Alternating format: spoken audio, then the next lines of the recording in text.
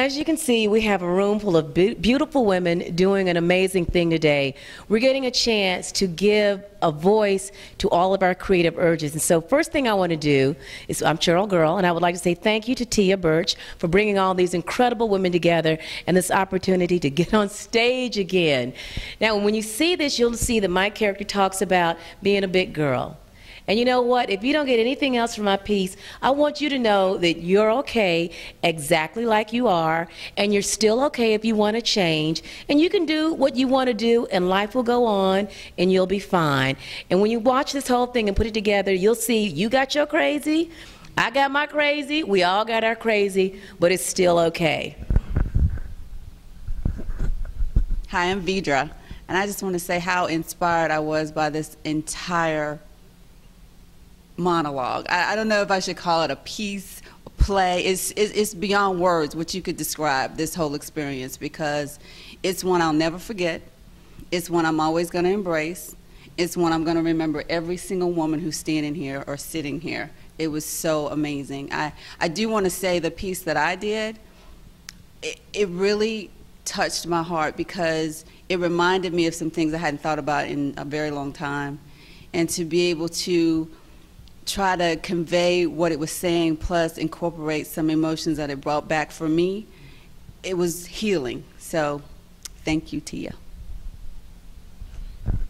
Hello, my name is Jennifer Hall, and this was an incredible experience. To be here with these wonderful ladies, to go through the healing experience of bringing that monologue to life. My monologue was talking about lips. And, you know, ladies, we're all beautiful. We're all beautiful. We all come in different shapes, sizes.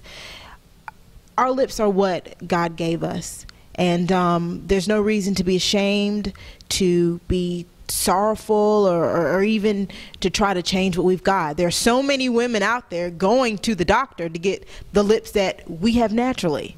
So if we would just take a moment and really think about that, what's really important, define your beauty for yourself.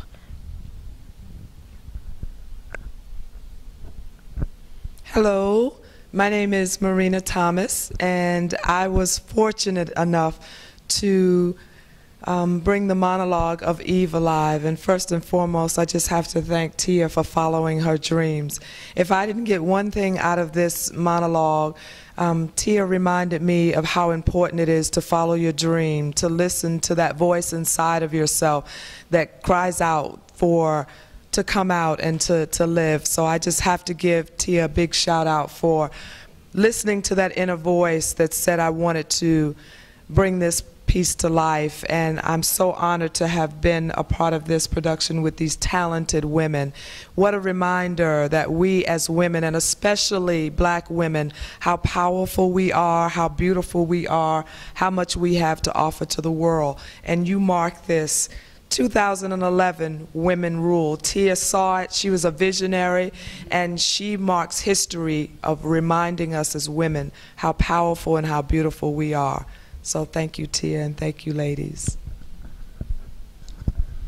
You took all the good stuff. My name is Lena J. Jackson, and the name of my piece is The Pound Cake Butt Monologue. I am honored to be a part of this vision. This is my third time performing it, and each time I am, you know, I know we've done it for the audience, but every woman here will probably agree with me. It's something for us. You know, I enjoy performing it, and I like the message that is being put out there. The Pound Cake Butt Monologue speaks about a full-figured woman who, at one point, felt happy about having childbearing hips. But as any woman, any black woman or woman of color, I guess, knows, there comes a point where you don't want to feel like an object, that you're more than just your figure, more than just your shape. So for me, to be trusted with that, and I think that's the key word, trusted with Tia's work, with her vision to deliver that, is an honor to be able to do it, because there are women with bigger hips than me that could have delivered that part. But I think she felt like as a cast, we all got that it wasn't enough to just speak on those issues that these characters had self-esteem problems with, but that they were beyond it now. And again, it has been a wonderful journey, one that I hope to be a part of from this point on. Thank you so much, Tia.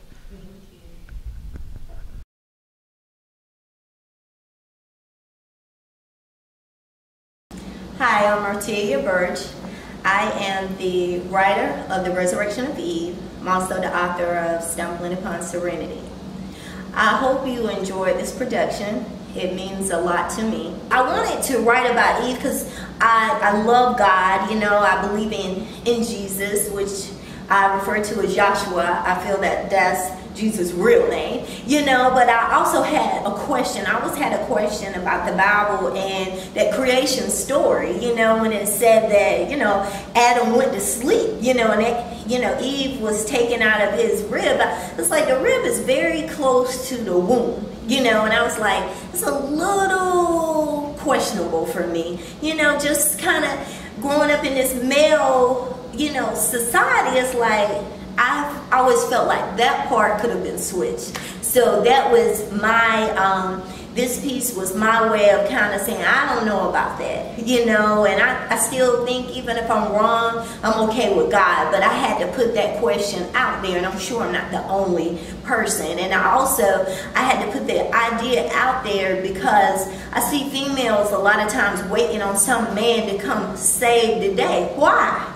You know, no one can save you from yourself. And if you saw yourself as actually being birthed first, because older kids have a different role in the family than the younger one. They're expected a lot of times to lead, especially in the parents' absence. So if God isn't physically with us, you know, and women, if we are the older kids, we are expected to take a lead, not to follow. So I see a lot of women a lot of times just looking to follow, but yet they're unhappy, and it could be because they're out of place. You know, I just think we just have to look at that whole creation story and ask some questions. And I wanted women to ask the questions. Basically, like, why am I looking for somebody to save me from myself when I have the power to save myself? If I came first, you know, then I should be a leader, or at least a peer, you know, or a partner, versus taken care of and being less than. I just want to give a special thank you to Abel Jackson for allowing me to use his art in this production.